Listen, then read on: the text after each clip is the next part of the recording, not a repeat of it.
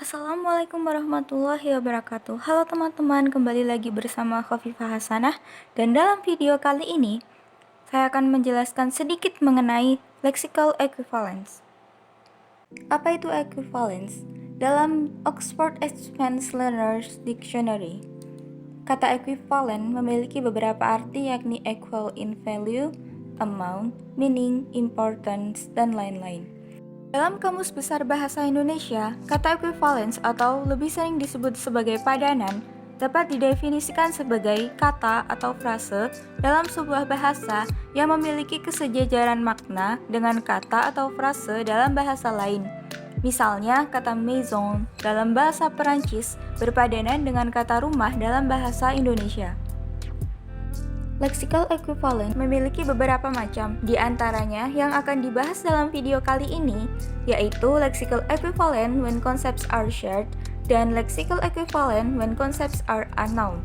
Dalam lexical equivalent when concepts are shared, yang pertama ada non-literal lexical equivalence, yang mana satu kata dari bahasa sumber diterjemahkan menjadi beberapa kata dalam bahasa sasaran, yang berupa frasa deskriptif yang berlaku juga untuk sebaliknya. Sebagai contoh, kata soccer dalam bahasa Inggris sama artinya dengan kata sepak bola dalam bahasa Indonesia. Selain itu, kata kesemutan dalam bahasa Indonesia dapat didefinisikan sebagai have pins and needles dalam bahasa Inggris. Yang kedua yaitu using related words as equivalents, yang mana suatu istilah dalam bahasa sumber akan diterjemahkan menggunakan istilah lain dalam bahasa sasaran yang memiliki makna yang sama tanpa mengubah pesan yang ada di dalam bahasa sumber. Sebagai contoh, menggunakan sinonim. Dalam hal ini, kata cop dan policeman dalam bahasa Inggris dapat menggantikan kata polisi atau pihak yang berwajib dalam bahasa Indonesia. Selanjutnya, negating antonyms. Seringkali kata bad dalam bahasa Inggris dapat dituliskan menjadi not good. Selain itu, ada juga using reciprocal lexical items. Sebagai contoh, Ana memberiku sebuah coklat. Menjadi, aku mendapat coklat dari Ana. Selanjutnya ada generic specific words, yang mana suatu kata atau istilah dalam bahasa sumber akan diterjemahkan ke dalam hal yang lebih general atau umum dalam bahasa sasaran. Hal tersebut dapat berlaku juga untuk sebaliknya. Sebagai contoh, kata kucing, sapi, dan kambing menjadi animal. Yang terakhir dalam lexical equivalent when concepts are shared adalah secondary and figurative sense. Sebagai contoh, hatinya sedih merintih menjadi her heart bleed. Lexical equivalent when concepts are unknown. Dalam konteks ini biasanya ditemukan karena adanya perbedaan budaya.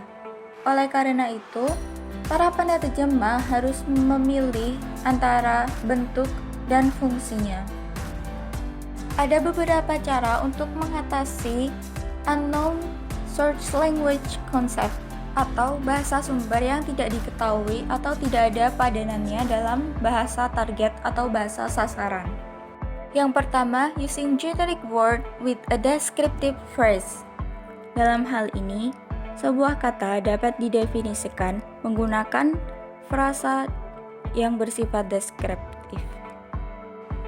Sebagai contoh, kata kebablasan dalam bahasa Jawa apabila diterjemahkan ke dalam bahasa Inggris menjadi when you go to somewhere and then you pass it over and you should turn back because of it. Yang kedua, borrowing the source language word. Contohnya, kata canting menjadi canting, hot wax applied with a cob stylus. Yang terakhir ada using a cultural substitute. Contohnya, kata pura dalam bahasa Indonesia menjadi temple dalam bahasa Inggris. Selain teknik-teknik tersebut, ada beberapa problems yang dapat ditemukan dalam lexical equivalence. Yang pertama yaitu keywords atau kata kunci. Terkadang suatu kata memiliki tema tertentu sehingga para penerjemah harus menambahkan terjemahan yang lebih spesifik. Contohnya, kata memasak dan fotosintesis. Kemudian ada word combinations and false literal translations. Misalnya, meja hijau yang diterjemahkan sebagai green table. Yang ketiga, false friends. Biasanya, beberapa bahasa memiliki kesamaan tulisan, namun mereka memiliki makna yang berbanding terbalik. Sebagai contoh, kata angel dalam bahasa Inggris bermakna susah dalam bahasa Jawa. Terakhir adalah implicit and explicit components of meaning. Nah, itu tadi beberapa mengenai lexical equivalence. Semoga video ini dapat bermanfaat. Wassalamualaikum warahmatullahi wabarakatuh. Sampai bertemu di video selanjutnya.